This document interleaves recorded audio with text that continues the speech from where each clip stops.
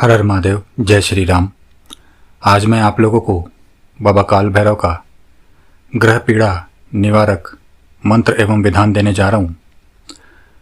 जो लोग भी ज्योतिष में विश्वास करते हैं अथवा उसके विषय में थोड़ा बहुत भी जानते हैं, वे लोग जानते हैं कि किसी भी जातक के ऊपर सबसे पहला प्रभाव ग्रह ही डालते हैं। जिस प्रकार से भी उन ग्रहों की स्थिति है उसकी जन्म कुंडली के अनुसार, लग्नेश के अनुसार। इसी कारण से सर्वप्रथम जो सबसे ज़्यादा ऊर्जा या प्रभाव सबसे पहले किसी भी जातक का यहाँ पे अर्थ है व्यक्ति पर, ज्योतिष के शब्दों में बोला जाता है, उसे आप लोग जानते होंगे। उसके ऊपर जो प्रभाव पड़ता है वो सीधा सीधा ग्रहों का पड़ता है। तब कहीं जाकर उसके बाद ही उसके इष्ट का या साथ में रहने वाली शक्तियों का पड़ता है। तो देखा जाए तो ग्रह काफ़ी महत्वपूर्ण होते हैं, उनका प्रभाव काफ़ी महत्वपूर्ण होता है। और प्रत्येक व्यक्ति के जीवन में जो ग्रहों की दिशा है वो निरंतर बदलती रहती है और उनके प्रभावों से यदि उनके शुभ प्रभाव आते हैं तो व्यक्ति के जीवन में बहुत चमत्कारी एवं अद्भुत परिणाम देखने को मिलते हैं। और जब उनकी ऐसी दशा होती है, चाहे वो दशा किसी के भी अंतर्गत हो, चाहे ऐसे ग्रहों की महादशा चल रही हो, अंतरदशा चल रही हो या प्रत्यंतर दशा चल रही हो, ये सब शब्द आप लोग जानते होंगे। तो प्रतिकूल स्थिति में चाहे महादशा हो, अंतरदशा हो, प्रत्यंतर दशा हो, चाहे प्रत्यंतर दशा ही क्यों ना हो, सूक्ष्म से सूक्ष्म दशा हो, उसके अंदर भी जो ग्रह है यदि मारक ग्रह है आपका या आपको शुभ फल देने वाला नहीं है, यदि उसकी दशा आ गई तो काफ़ी विपरीत परिणाम किसी व्यक्ति को अथवा ज्योतिष के शब्दों में कहूँ तो जातक को भोगने पड़ सकते हैं। इनके शमन के लिए बहुत से विधान व्यक्ति करते हैं, समय समय पर करते हैं।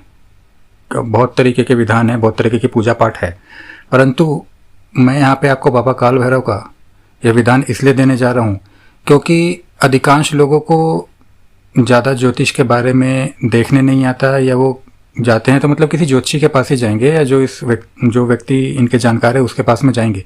स्वयं से उनको उनके अपने बारे में नहीं पता होता कि भाई हमारी कौन सी दशा प्रतिकूल चल रही है, किसकी क्या चल रही है।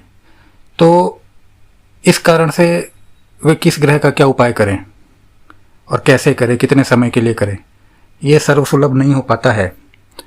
इसी कारण से मैं आपको आज यह विधि देने जा रहा हूँ जिससे कि आपकी ग्रह की कोई भी दशा होगी, कोई भी ग्रह होगा जो कि आपको विपरीत परिणाम दे रहा होगा, वो या तो शांत अवस्था में आ जाएगा या प्रभाव जो है वो आपको सही देने लगेगा यदि उस ग्रह की भी अनुकंपा हुई तो आज मैं आप लोगों को यहाँ पे बाबा काल भैरव का वह मंत्र और विधान देने जा रहा हूँ।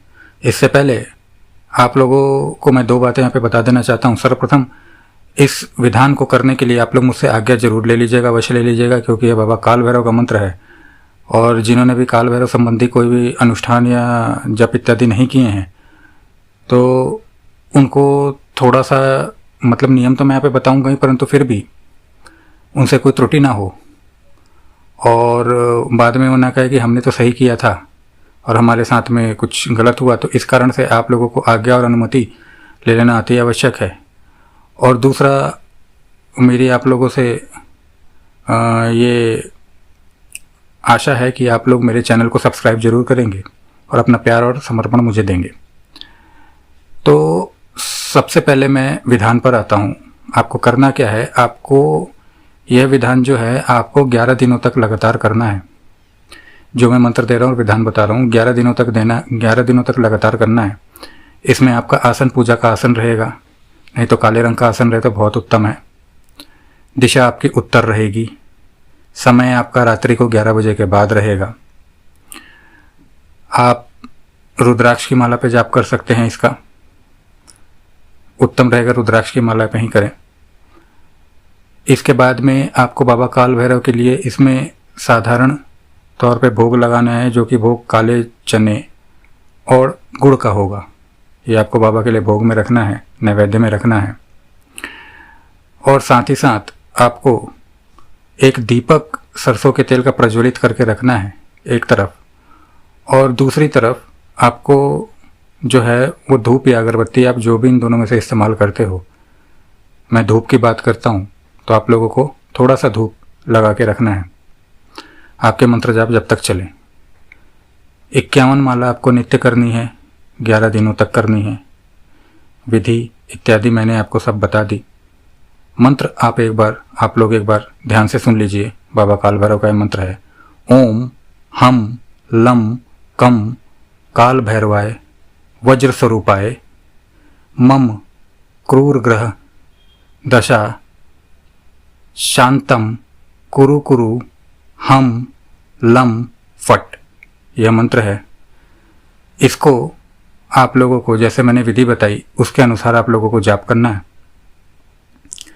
जाप की जो संख्या मैंने आपको बताई है उतने दिनों तक ही करनी है। आपको 11 दिनों से अधिक इसको जाप करने की आवश्यकता नहीं है। आपकी जो क्रूर ग्रह होंगे, क्रूर ग्रह उन्हें कहते हैं कि जिनका प्रभाव तीव्र चल रहा होगा या आपके अनुकूल नहीं रहते हैं, अनुकूल नहीं चलते हैं, उनको बाबा काल भैरव के प्रभाव से या इनके मंत्र के प्रभाव से, इनके विधान के प्रभाव से वो पूर्ण रूप से शांत हो जाएंगे। जो उनकी मारक क्षमता है वो बहुत हद तक कम हो जाएगी और आपको अपने जीवन में प्रतिकूल स्थितियों का सामना नहीं करना पड़ेगा, जो कि अधिकांश लोगों को करना पड़ता है। 11 दिन का मैंने इसलिए बोला, ये सीधा प्रयोग है, इसमें कोई सिद्ध इत्यादि करने की आवश्यकता नहीं है। 11 दिन का मैंने इसलिए बोला है क्योंकि आप लोगों को 11 दिन के अंदर इसका पूर्ण रूप से परिणाम देखने को मिल जाएगा। अर्थात ये 11 दिन के बाद आपको करने की वैसे तो आवश्यकता नहीं है, परंतु किसी की बहुत अधिक महादशा खराब चल रही हो तो उसको इसका अनुष्ठान करना चाहिए। अब अनुष्ठान के लिए कैसे अनुष्ठान होगा वह लोग आप मुझसे पूछ लीजिएगा, क्योंकि अनुष्ठान के लिए पूर्ण संकल्प इत्यादि, हवन इत्यादि जो होता है, जो विधान पूर्ण होते हैं वो पूर्ण आप लोगों को बता दिया जाएगा। यह इतनी सी विधि है। आशा करता हूँ कि इस विधि से आप लोगों को लाभ होगा, आप लोग लाभ ले पाएंगे। इसी आशा के साथ मैं आप लोगों से ये पुनः आग्रह करता हूँ कि आप लोग मेरे चैनल को सब्सक्राइब करिए और अपना प्यार और समर्पण मुझे दीजिए। हर हर महादेव, जय श्री राम।